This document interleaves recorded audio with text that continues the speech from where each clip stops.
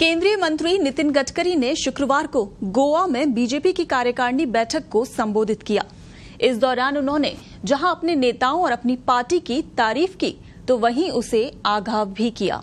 नितिन गडकरी ने कहा कि बीजेपी अलग सोच वाली पार्टी है और यही कारण है कि वो लगातार जनता का विश्वास जीतने में कामयाब हो रही है। इसके साथ ही उन्होंने भगवा दल को अतीत में कांग्रेस की गलतियों को दोहराने से बचने की भी बात कही। उन्होंने कहा कांग्रेस ने अतीत में कई गलतियां की जिसकी वजह से उसे सत्ता से बाहर होना पड़ा।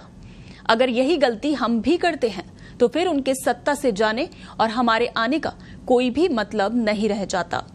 करीब 40 मिनट के भाषण में नितिन गडकरी ने पूर्व उप प्रधानमंत्री लालकृष्ण आडवाणी की उस टिप्पणी का भी जिक्र किया जिसमें उन्होंने बीजेपी को अलग सोच वाली पार्टी बताया था।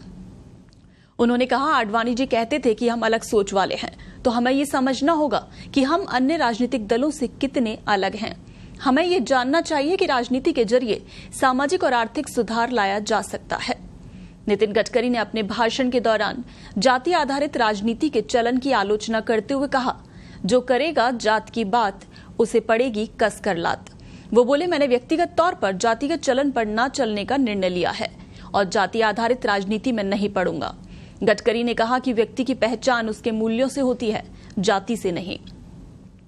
गोवा की राजधानी पणजी के निकट बीजेपी की कार्यकारिणी की बैठक में पार्टी की राज्य इकाई के अध्यक्ष सदानंद तानावड़े, राज्य सीएम प्रमोद सावंत सहित अन्य नेताओं ने शिरकत की।